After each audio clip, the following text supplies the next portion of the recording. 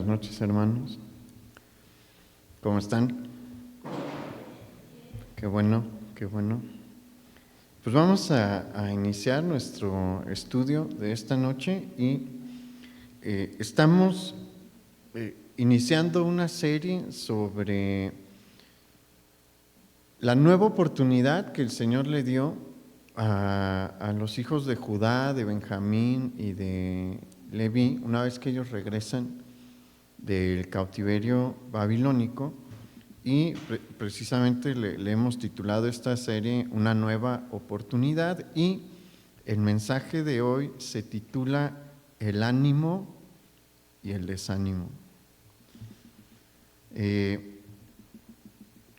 Miren, como vimos el mensaje pasado, el regreso a la tierra de Judá no era un evento menor, fue un evento en el que Dios se movió de muchas maneras, dándole una oportunidad a aquellos que habían sido llevados en cautiverio y a los que nacieron en el tiempo del cautiverio, de restaurar las cosas. Y vimos que cuando ellos regresan y se empiezan a establecer en Jerusalén, ¿se acuerdan qué fue lo primero que edificaron?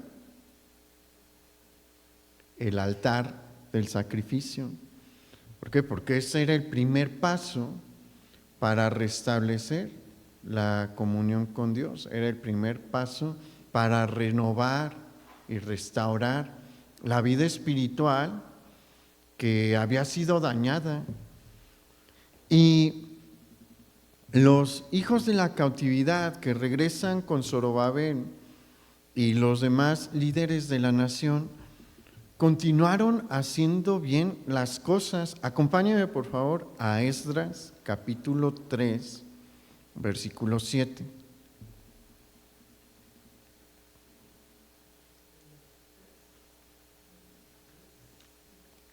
Esdras 3, versículo 7.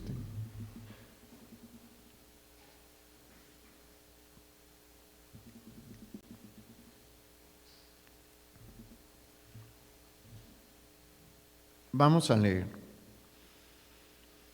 Y dieron dinero a los albañiles y carpinteros, asimismo comida y bebida y aceite a los sidonios y tirios, para que trajesen madera de cedro desde el Líbano por mar a Jope, conforme a la voluntad de Ciro, rey de Persa, acerca de esto.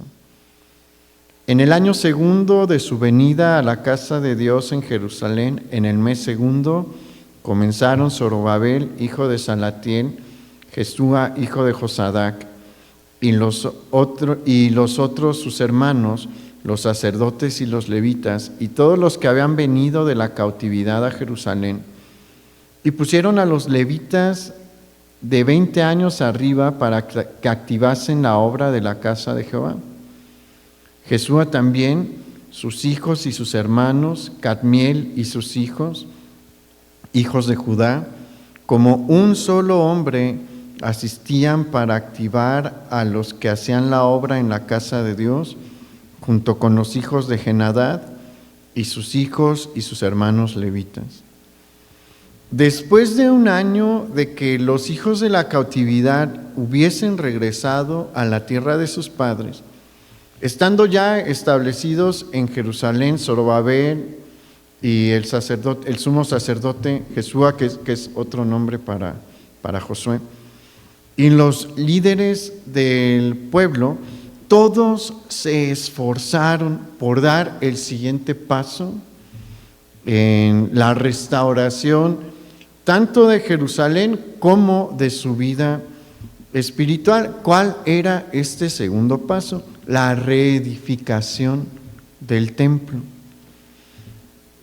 Miren, la vida espiritual es una vida de constante crecimiento.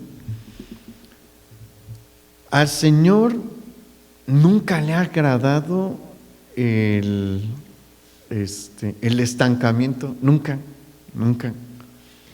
Por eso encontramos también muchas expresiones de aguas vivas dentro de la Escritura, porque el agua viva implica movimiento, implica actividad, implica, como su mismo nombre lo dice, vida.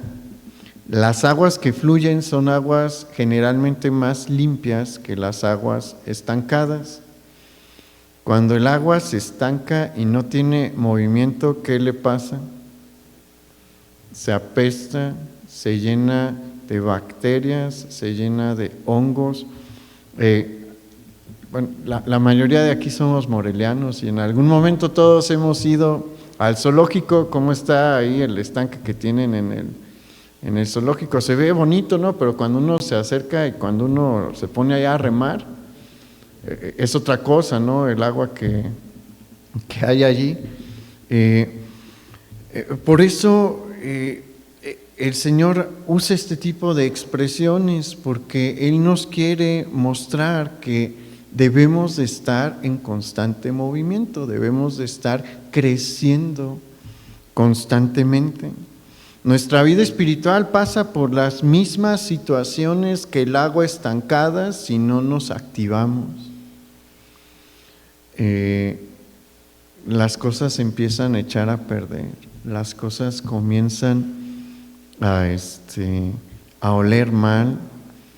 Es necesario crecer constantemente. Y bueno, Israel tenía que crecer. Habían dado un buen paso. El levantar el altar del sacrificio era un muy buen paso, como lo vimos la semana pasada, pero no se podían quedar ahí. Uno de los grandes problemas que tenemos en la vida en general, pero mucho en la vida cristiana, es el conformismo. Es bien fácil conformarse. Póngase a pensar, reflexione sobre su vida. ¿Ha tenido alguna victoria grande del Señor en su vida? Yo creo que la mayoría podemos decir que sí. ¿Qué tan cerca estuvo la siguiente victoria en su vida? ¿O se quedó nada más con un momento de victoria, una época de victoria? Hay personas que se quedan así, que dicen, este fue mi mejor momento de mi vida en el cristianismo, cuando hicimos esto, esto y esto, y no vuelven a hablar de otro mejor momento. Pero ¿sabe qué? El Señor nunca nos mostró eso en la vida de sus siervos. ¿Cuál cree que fue el mejor momento de la vida de Moisés, de su vida espiritual?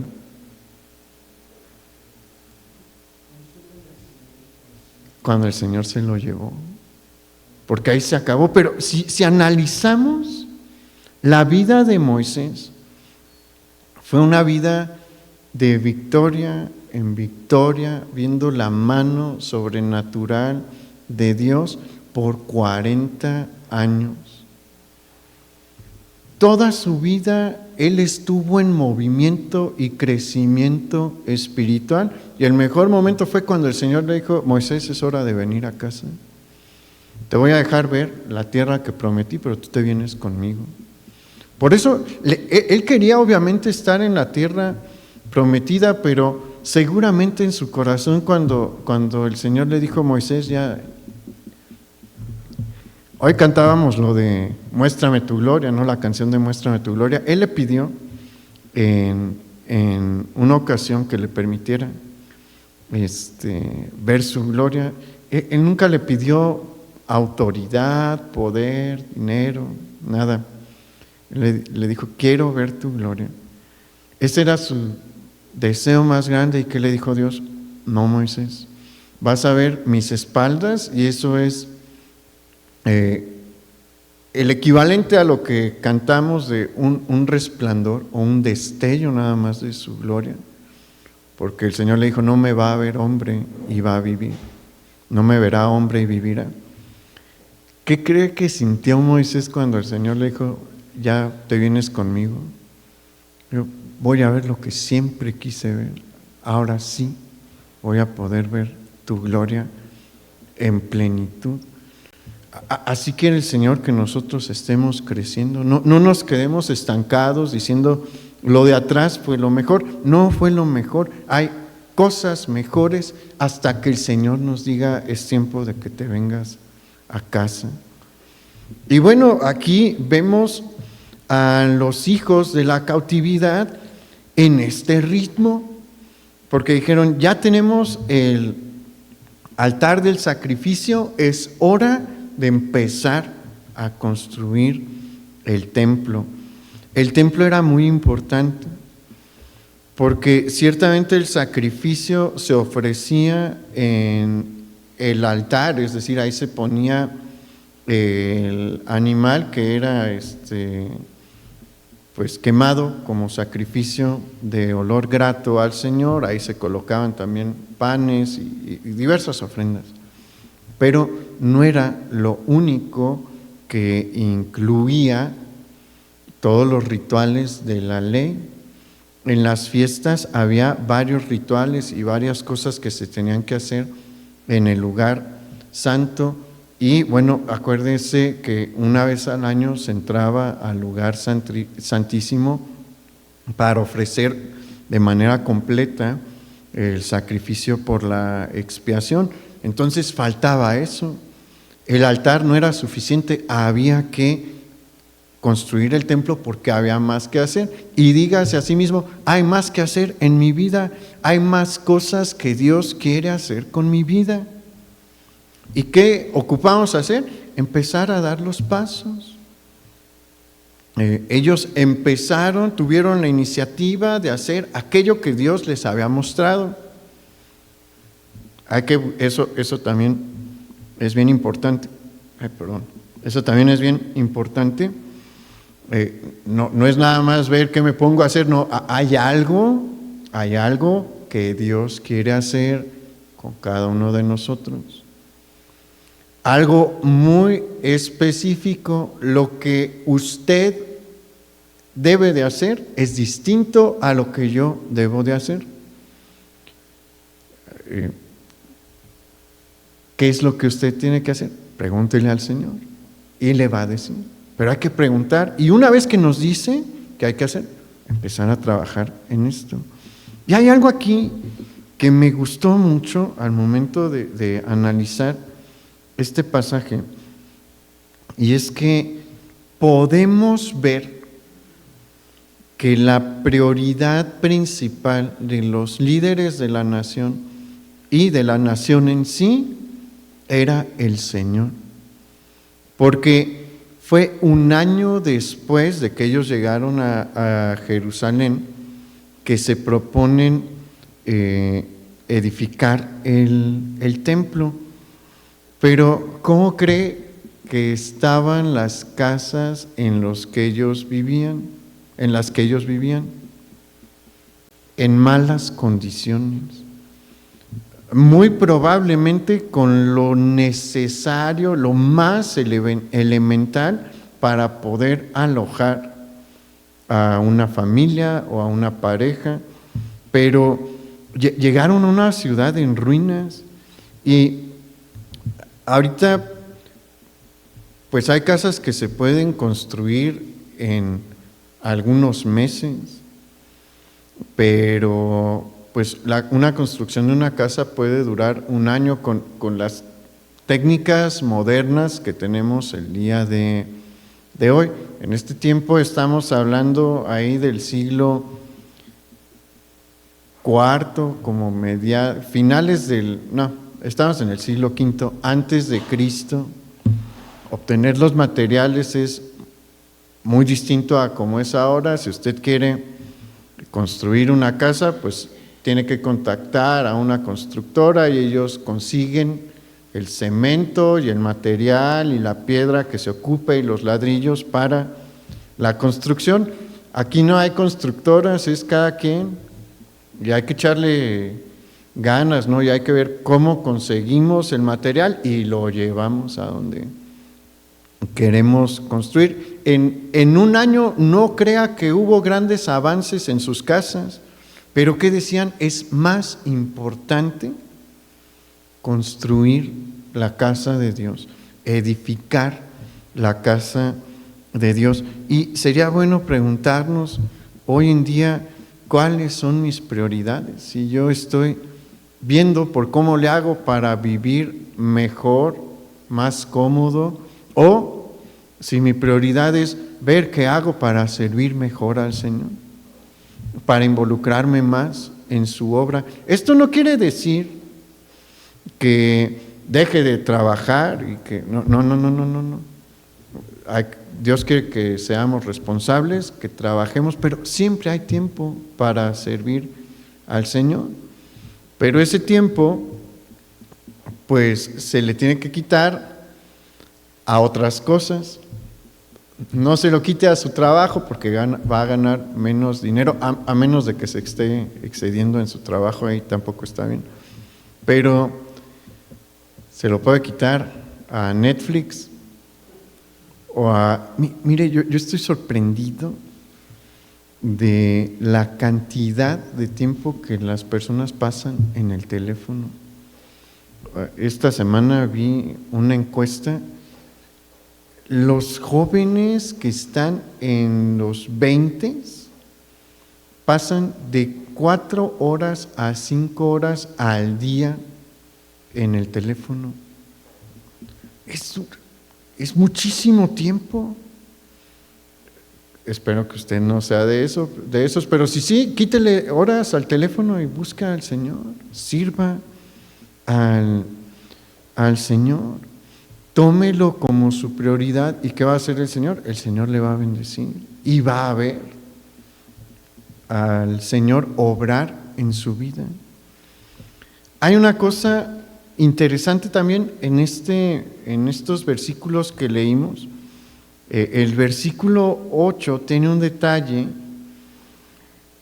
porque aquí en el versículo 8 se registra un cambio, una modificación que se hizo a las leyes del ministerio. Por vez primera se le permite a los levitas de 20 años participar de tiempo completo en el ministerio.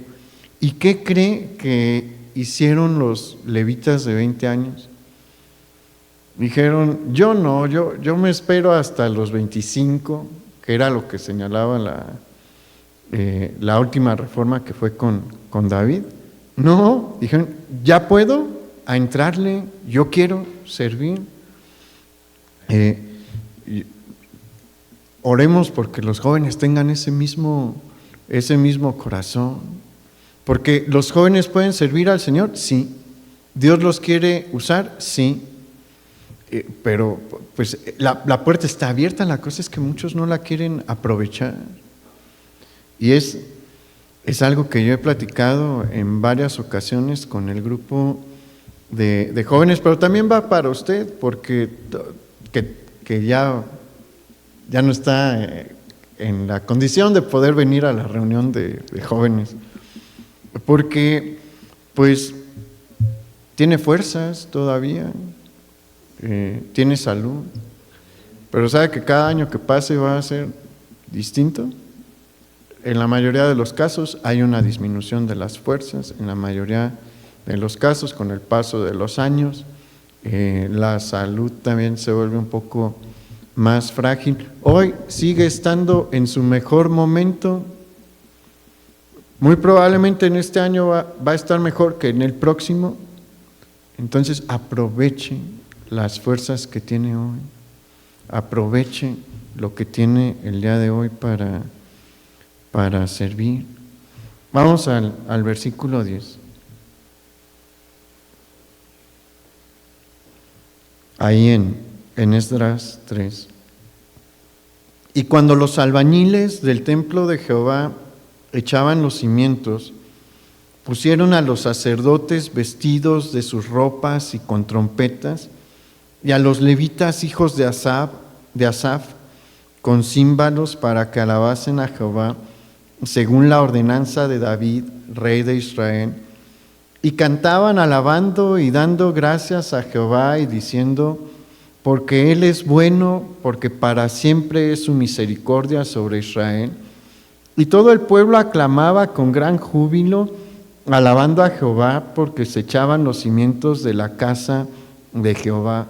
¿Y qué pasó? Bueno, cuando se terminaron los cimientos, Israel hizo una gran fiesta.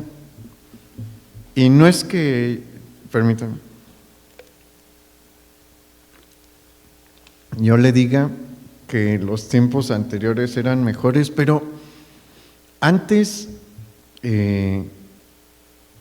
no sé, era algo distinto el cristianismo. Había reuniones especiales en las que, como ahí por el tiempo de la Pascua, en el que se tocaban canciones especiales y la gente brincaba de alegría y bueno, eso a mí me sirve para imaginarme cómo eran este tipo de celebraciones. Miren, nosotros vivimos ahorita en un tiempo particular en cuanto a la alabanza,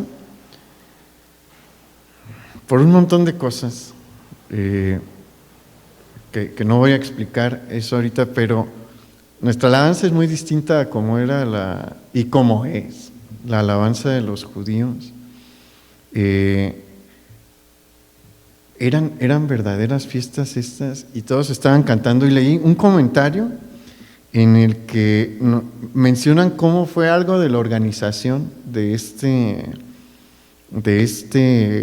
fiesta por establecer los cimientos, y mencionan, vamos al versículo 11, después de sus 2 puntos donde dice, y diciendo, porque esto es lo que ellos estaban cantando, porque Él es bueno, porque para siempre es su misericordia sobre Israel. Si usted ve, ahí hay una coma porque son 2 frases, y bueno, hubieran podido poner la frase completa, pero hay una coma. ¿Por qué? Porque se nos está indicando la manera en la que esto se cantó. Se cree que se organizaron en 2 coros y uno gritaba porque Él es bueno y el otro contestaba porque para siempre es su misericordia sobre Israel. ¿Y qué cree que estaban haciendo los jóvenes? Los jóvenes estaban cantando, saltando y bailando. No bailar como en la mente mexicana, no. Era una danza al Señor de alegría. ¿Por qué? Porque era un evento muy especial. ¿Y quién puso este gozo sobre la nación? El Señor.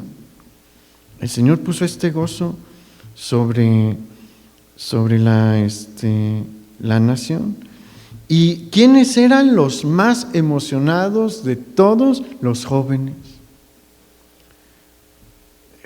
Mire, la juventud es una bendición, y la juventud espiritual también es una bendición porque hay menos prejuicios, y ahorita vamos a ver los prejuicios que pueden surgir si uno no tiene cuidado con el corazón, con el paso del tiempo. Pero mire, ¿por qué los jóvenes estaban tan contentos? Porque en ellos había la esperanza de que se levantase un templo semejante al templo del que solo habían escuchado. Porque sus padres y sus abuelos durante el cautiverio babilónico les platicaban sobre el templo y sobre cuando se celebraban las fiestas y sobre las congregaciones de la nación y cómo era la alabanza en las fiestas, en las 3 fiestas anuales, y ellos solo se lo podían imaginar, no lo habían vivido nunca, y podían empezar a ver el inicio de la realización de uno de los anhelos de su corazón, y era tener nuevamente este templo donde se podía honrar a Dios como ellos únicamente habían escuchado. Ellos solamente escuchaban sobre la fiesta que hizo David cuando llevaron el arca a Jerusalén. Ellos solamente podían imaginarse al escuchar la historia sobre la dedicación del templo de Salomón, solamente podían imaginarse la celebración de la Pascua de Ezequías y la celebración de la Pascua de Josías, y hasta ahí. Pero ahora lo iban a poder vivir si le echaban ganas, y por eso estaban emocionados.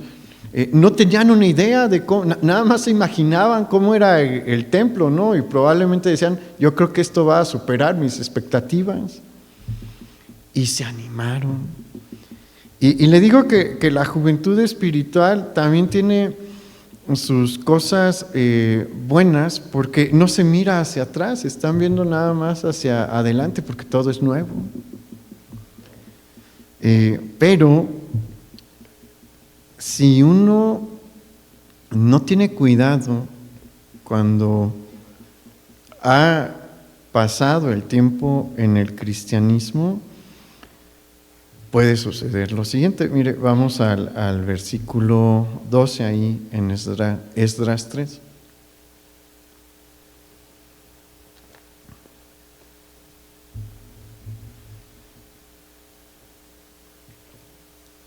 Y muchos de los sacerdotes, de los levitas y de los jefes de casas paternas, ancianos que habían visto la casa primera, viendo echar los cimientos de esta casa, lloraban en alta voz, mientras muchos otros daban grandes gritos de alegría. Y no podían distinguir el pueblo el clamor de los gritos de alegría de la voz del lloro, porque clamaba el pueblo con gran júbilo y se oía el ruido hasta lejos. Y mire, aquí hay varias enseñanzas aquí. La primera es esta: mientras los más jóvenes se alegraban por la esperanza de ver un templo en Jerusalén, los de mayor edad, que ahí andaban a finales de los 70s y en los 80s, ellos se pusieron a llorar porque estaban conscientes de que este nuevo templo que se iba a edificar no iba a tener el esplendor del templo de Salomón. Y bueno, ¿por qué tenían este sentimiento? Pues porque ellos vieron el templo de Salomón y el presupuesto que había para el segundo templo, así le vamos a estar llamando a lo largo de la serie, era grande. No crea que era un presupuesto pequeño, y este presupuesto iba a salir en su gran mayoría del arca del rey de Persia. Obviamente, como vimos en el mensaje anterior, pues los líderes de la nación y el pueblo en general ofrendaron también, pero el gasto más fuerte lo iba a cubrir el gobierno persa. Entonces no iba a ser una cosa mal hecha, no iba a ser un lugar feo que deshonrara a Dios, iba a ser un templo bien hecho, simplemente que no iba a tener los lujos de el templo de Salomón, y les ganó la nostalgia. Y no es bueno que nos gane la nostalgia. Como le digo, cada etapa de la vida que tenemos en el cristianismo es preciosa, es una bendición y debemos de verlo así, porque si no, podemos ser un factor de tristeza y un factor negativo en un momento de gozo. Este no era un tiempo para estar triste, porque mira, aquí está la segunda lección que encontramos en este pasaje. El que no fuese igual de fastuoso el segundo templo tenía una razón de ser también. Acuérdese que esta es una segunda oportunidad para Israel. Lo que le sucedió a Jerusalén y lo que le sucedió al templo fue un castigo, fue producto de un castigo. Y esto servía también como recordatorio de que cuando cometemos errores, pues hay consecuencias.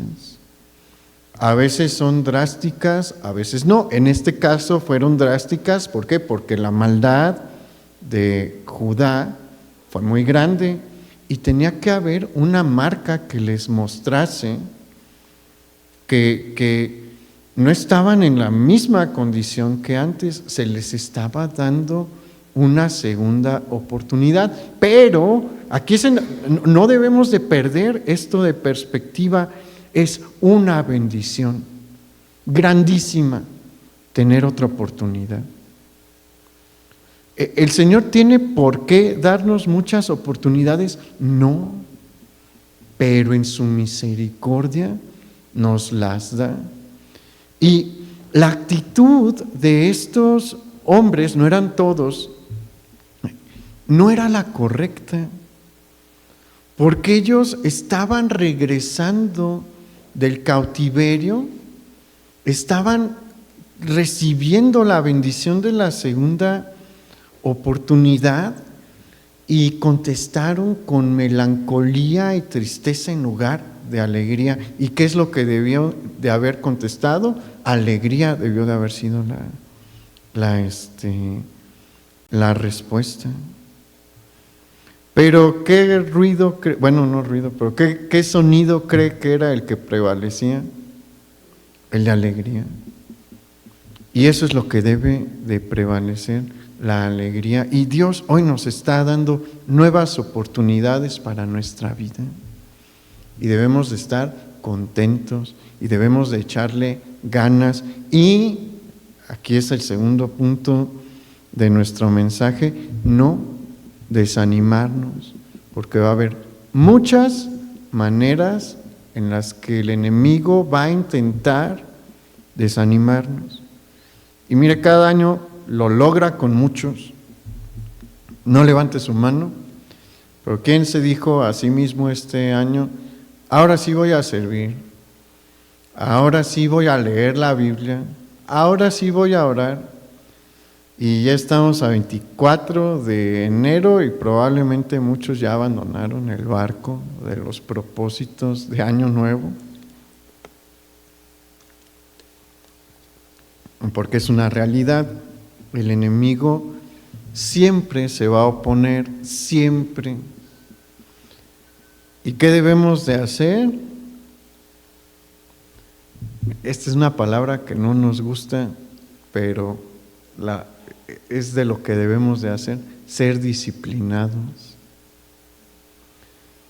Mire, la disciplina hace una diferencia en las personas.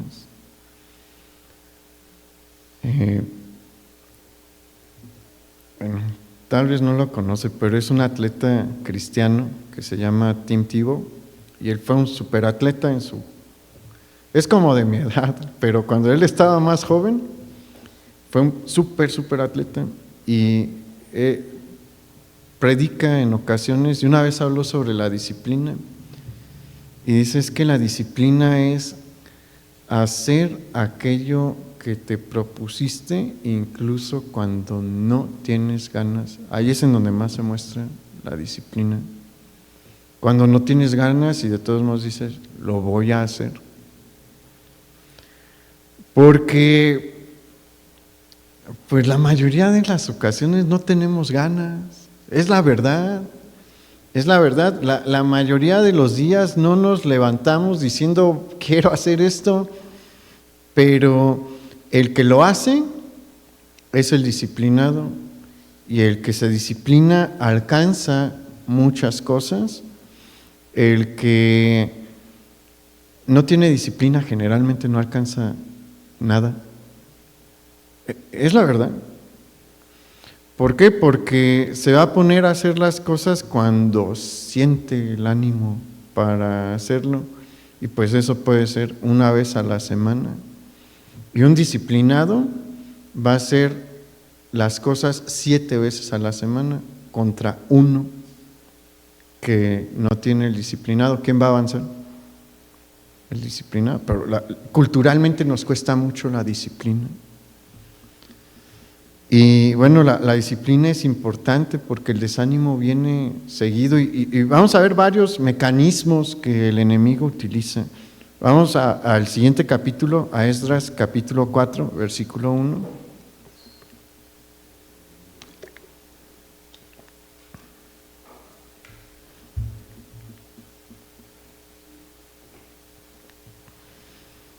Dice: oyendo los enemigos de Judá y de Benjamín que los venidos de la cautividad edificaban el templo de Jehová, Dios de Israel, vinieron a Zorobabel y a los jefes de casas paternas y les dijeron: edificaremos con vosotros, porque como vosotros buscamos a vuestro Dios, y a él ofrecemos sacrificios desde los días de Esar-Hadón, rey de Asiria, que nos hizo venir aquí.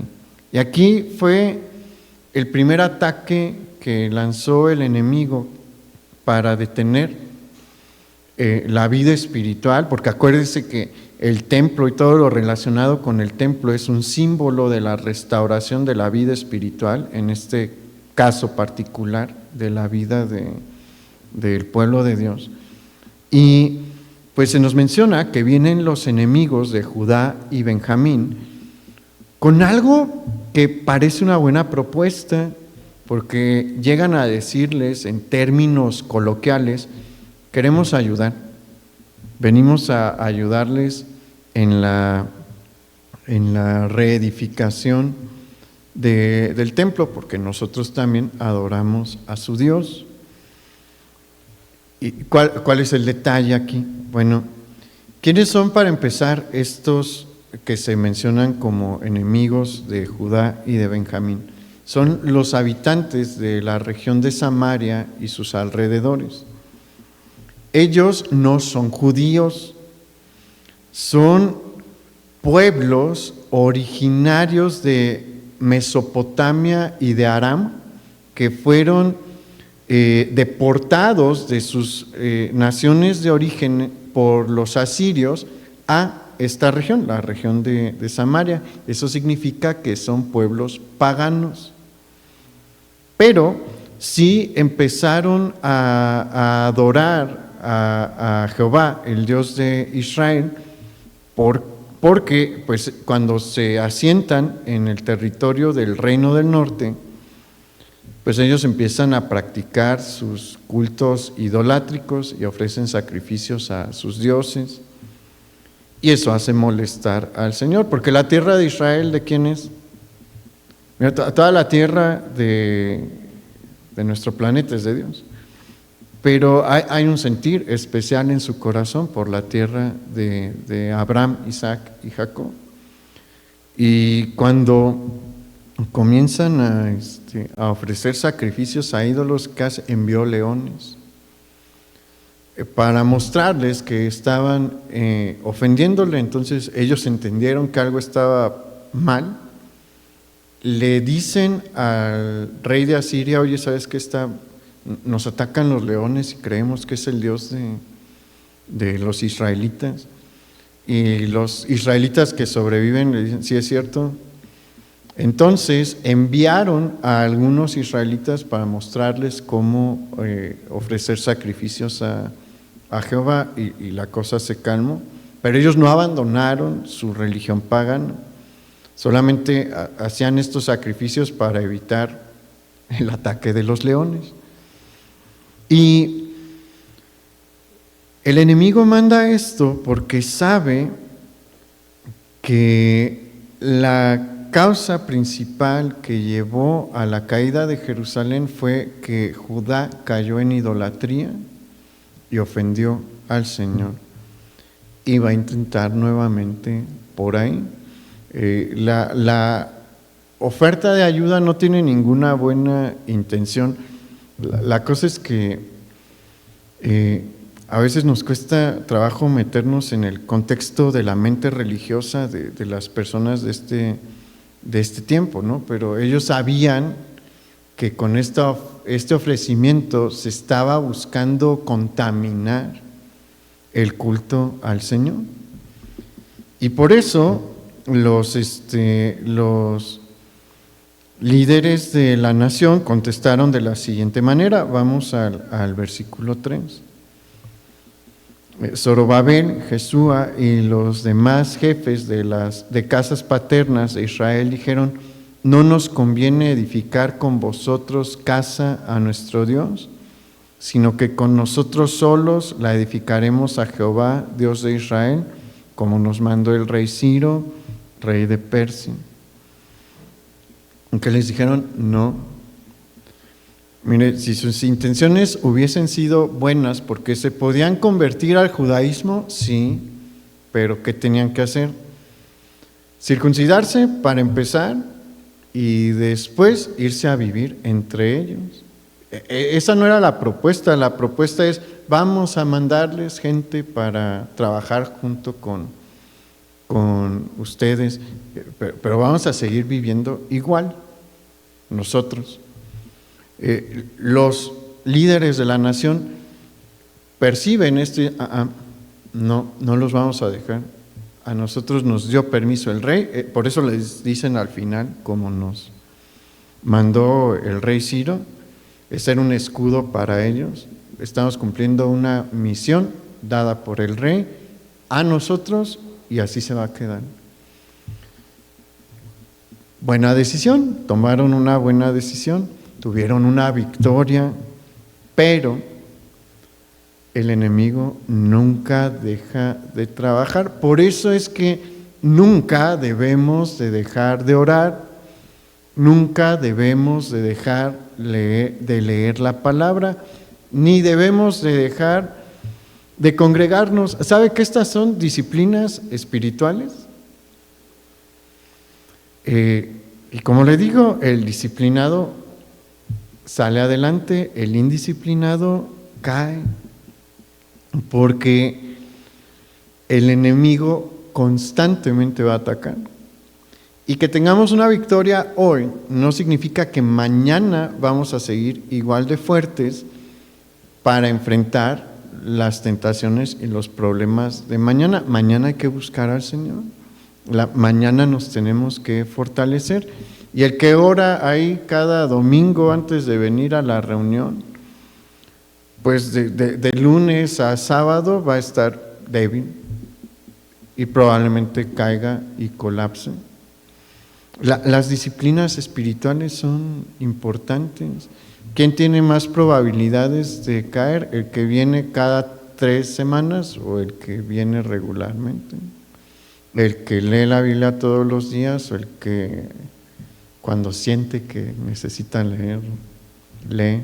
¿El que ora todos los días o el que cuando tiene el problema es cuando ora? El que lo hace regularmente, el disciplinado, es el que está fuerte. Y mire, el enemigo volvió a atacar. Versículo 4. Pero el pueblo de la tierra intimidó al pueblo de Judá y lo atemorizó para que no edificara. Sobornaron además contra ellos a los consejeros para frustrar sus propósitos todo el tiempo de Ciro, rey de Persia, y hasta el reinado de Darío, rey de Persia.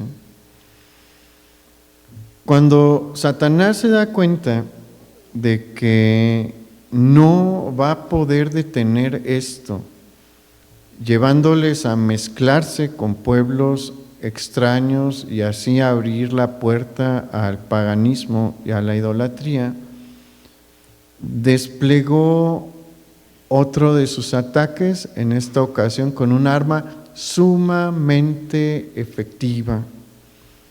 ¿Qué arma utilizó? El temor.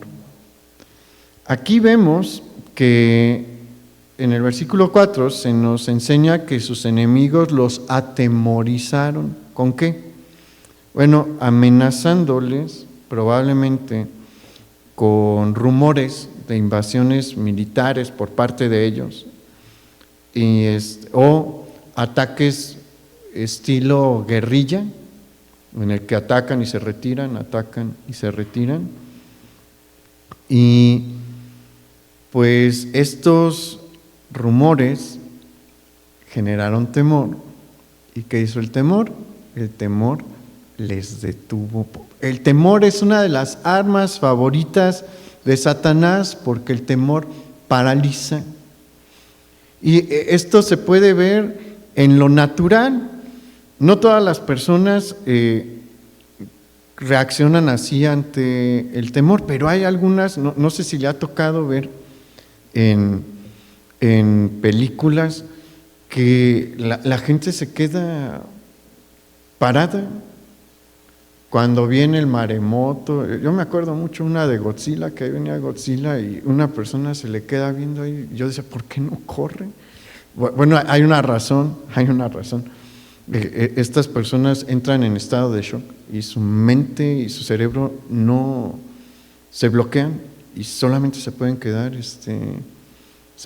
así. Eso es una cosa que genera el temor en las personas, paraliza en lo natural. ¿Y qué cree que hace en lo espiritual? También. Y el Señor lo sabía, siempre lo ha sabido, y por eso nos dejó este proverbio. Acompáñenme a Proverbios capítulo 29, versículo 25.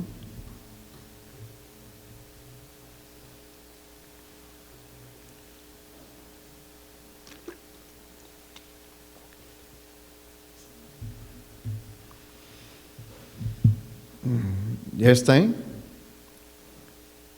Vamos a leerlo en sus dos partes. El temor del hombre pondrá, ¿qué dice ahí? Pondrá lazo.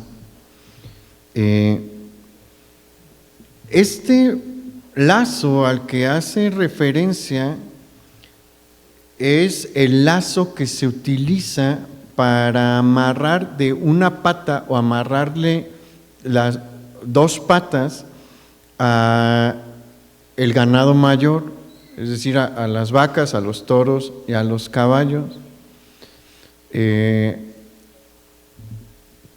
hacen esos lazos? Los inmovilizan por completo, sobre todo si les amarran las dos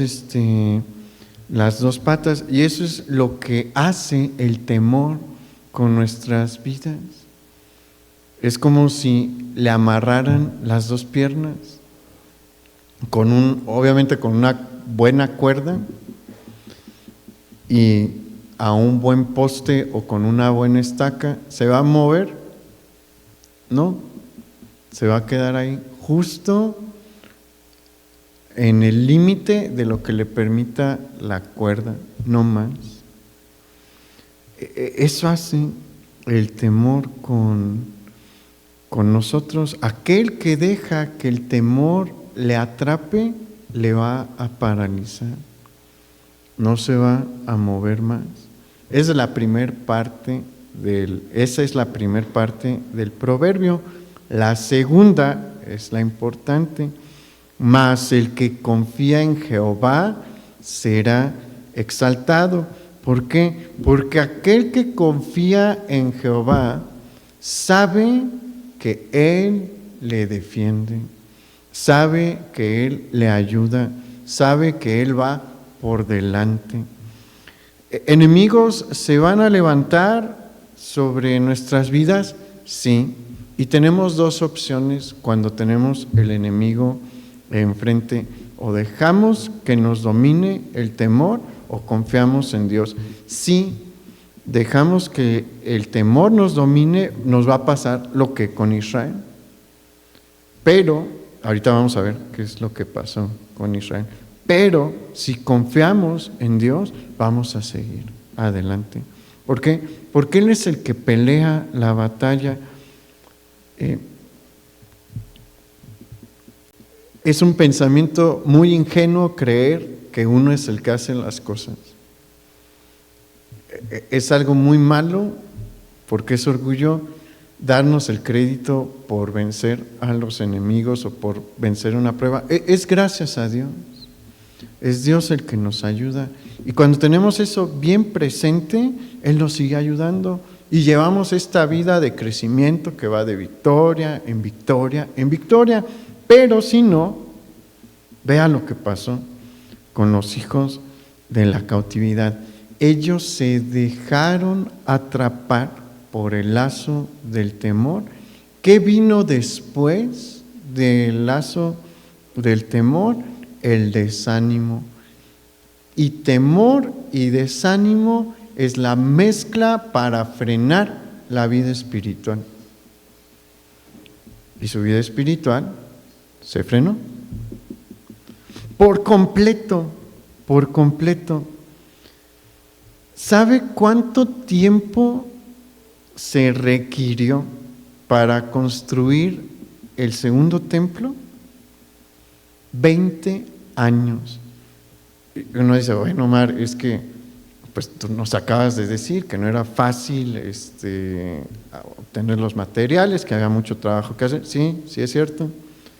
Pero el templo de Salomón se construyó en 7. Y la diferencia entre un templo y otro era muy grande. Uno podría decir, bueno, es que Salomón tenía todos los recursos y tenía mucha gente para trabajar, pero no es una excusa. Hay que acordarnos que presupuesto hay. El rey de Persia dijo, yo voy a poner la mayor parte, y dio órdenes de que les dieran materiales. Vimos que ellos contrataron a personas de Sidón y de Tiro para que les enviaran material. O sea, había mano de obra, había cómo, pero se desanimaron, se llenaron de temor y dejaron de trabajar. Ciertamente, el segundo templo, no iba a ser como el de Salomón. Pero bueno, es que el templo de Salomón tenía incrustaciones de metales preciosos y de piedras preciosas y columnas de bronce, y tenía muchos lujos artesanales. Pero el trabajo que se les estaba pidiendo no era ese. Había que hacer un templo bonito, sí, que honrase a Dios, sí, pero no con todos los detalles y los lujos de Salomón. Entonces no se les estaba pidiendo que le edificaran el templo de Salomón. No había razón para que les tomase casi el triple de tiempo edificar el segundo templo. Pero ¿qué los frenó? El temor y el desánimo. Y después llegó el último elemento, que fue el ver por uno mismo. Y de eso vamos a hablar la próxima semana.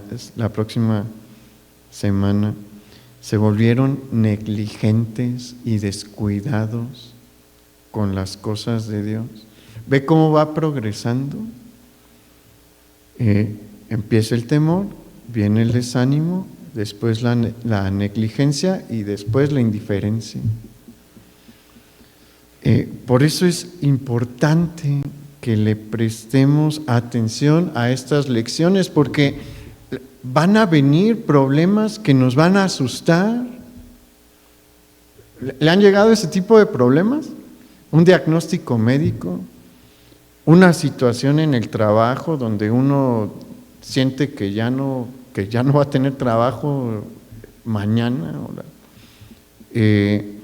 Hay muchas situaciones que nos pueden asustar y después nos van a desanimar, y una vez que nos desanimaron, la negligencia y el descuido y la apatía llegan así. ¿Y qué sucede? Se frena la obra. Tal vez ya recibió alguna noticia así o alguna situación así. No deje que lo desanime. Confíe en Jehová. ¿Y qué dice el proverbio? Será exaltado. El Señor le va a ayudar a salir adelante. ¿Cuándo vienen las victorias? Cuando vienen los problemas. Cuando no hay problemas, pues lo que viene es la comodidad. Ese es el estar uno a sus anchas. Pero las victorias, ¿cuándo vienen? Cuando vienen los problemas. ¿Quiere ver victorias en su vida? Si uno le dice, Señor, yo quiero ver victorias en mi vida, indirectamente está diciendo, Señor, mándame pruebas, porque es la única manera de tener victorias. ¿Pero qué prefiere? ¿Una vida en el sillón o una vida de victoria? La vida en el sillón es la vida más aburrida que hay. La peor vida que uno puede tener, en la que a todo mundo le pasan las cosas. ¿Dónde está la vida? Afuera del sillón. ¿Dónde está la vida cristiana? En la vida diaria. El Señor nos está llamando a cobrar ánimo. Todavía no se acaba el primer mes. Y puede que ya se esté desanimando en algo. No se desanime. Confíe en Dios. Tenga disciplina. Confiar en Dios también implica disciplina. Hay que echarle ganas. Mira, para obtener un hábito se requieren 21 días mínimo. Ya van 24, sígale echando ganas. Y si no, pues échele ganas a los 21 que siguen. Pero el Señor nos está llamando, porque si no nos va a pasar lo que todos los años nos pasa, que nos estancamos y llega diciembre y uno dice, ay, bueno, me estanqué este año otra vez, pero el siguiente vamos a echarle ganas este año. Vamos a orar. Señor, te damos gracias por lo que tú nos estás enseñando el día de hoy. Tú quieres hacer algo con tu pueblo aquí, con los que estamos aquí. Ayúdanos, Padre, a no dejarnos vencer por el temor o el desánimo o la flojera. Tú sabes que hay